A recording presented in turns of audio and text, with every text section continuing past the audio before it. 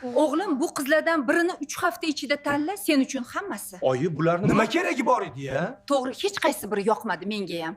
Tanish, kalta sochlisi Mariya, qizil sochlisi Ezoza, kostyum shim kiygani Lobar. Moviy ko'zligim esa Xinhua, hijobli esa Azima. Ha, tushundim. Oyi bo'ldimi? Boshqa ishingiz bo'lmasa men kompaniyaga boray.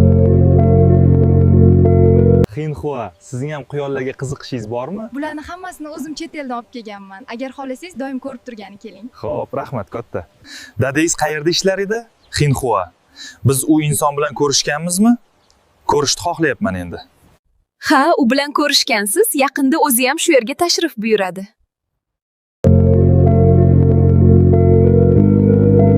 Kichik janobni hali Xinhua bilan ko'rdim. Agar u o'sha qizga uylansa-ya.